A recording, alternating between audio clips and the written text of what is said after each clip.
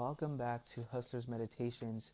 Today, what we're going over is my inspirations behind why I do what I do. Okay, so first off, I'm heavily influenced by a lot. From books to artists to people, places, whatever it is, I like to take inspiration from it. Mainly people, um, but I don't only look at that person for what they're doing. I kind of just look at how they're doing it. What makes them so great at what they do. So, for example, one of my inspirations is Winston Churchill. And if you don't know Winston Churchill, he's like a prime minister, very, very powerful leader. And what I learned to take inspiration from him was when he was working, when he was doing his craft, he would get doubted a lot by his peers, but he never wavered because he knew how much time and effort he put into his craft. He read more, he researched more than anybody in his craft, so that's where his confidence came from. So what I take from that is do more than, everybody else in your craft, because with that comes confidence. And that's something I definitely take inspiration from. The next person I take inspiration from is David Goggins. So I read his book, Can't Hurt Me, a while back, and I try to reread it once in a while. But in this book, it talks about having a calloused mind is an unbreakable mind.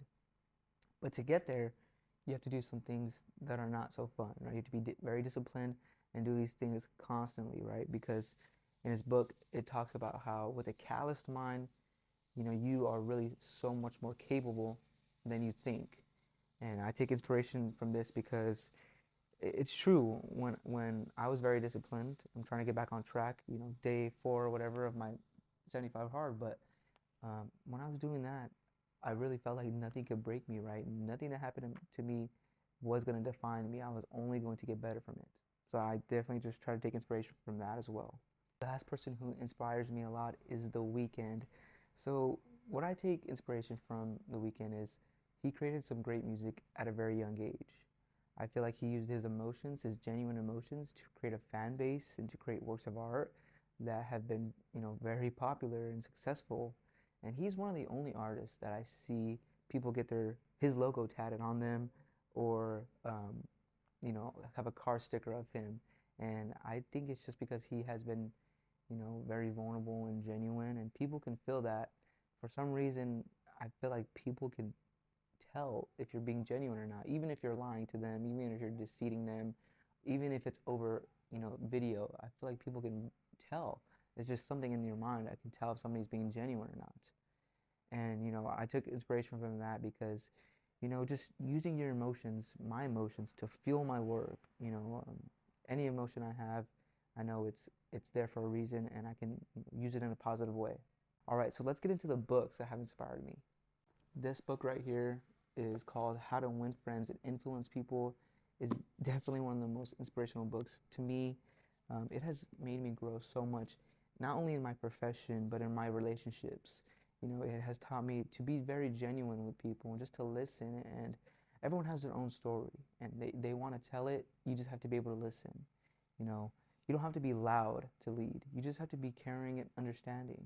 And that's what I've taken inspiration from. It's definitely helped me a lot. This is probably one of the only books that I can practice all the time just because I am in sales and I communicate with people daily. I mean, I feel like everybody could, definitely benefit from this book. This is a great book. Please read this book if you have not. It teaches you so much. The next book I actually don't have because I gave it away to somebody, but it's called The Obstacle is the Way by Ryan Holiday. And that book has completely changed my mind on how I view challenges or obstacles. So that book, it goes over how the challenge is not in the way, it is the way.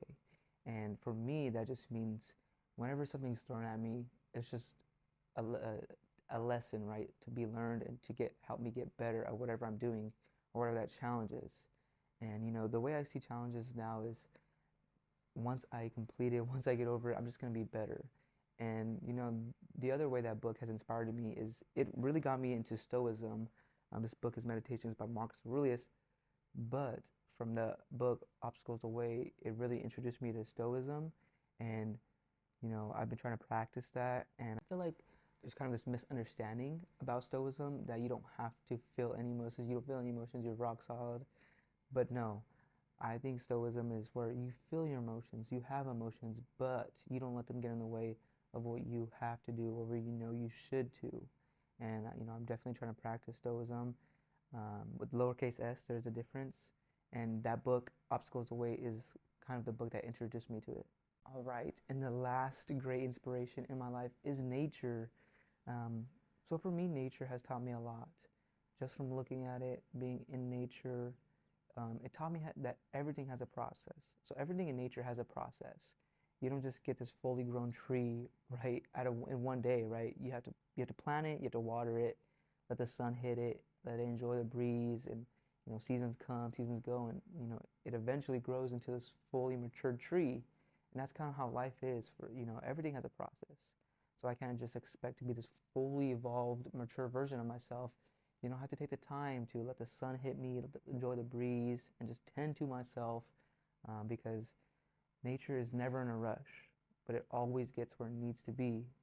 And whenever I feel impatient, I just like to sit in nature and reflect on how everything has a process. And if you take your time and tend to yourself, you will get where you eventually need to be. Those are my inspirations. I definitely have a lot more, but those are kind of the main ones that have been, you know, consistent in my life. And yeah, I'll see you guys on the next one.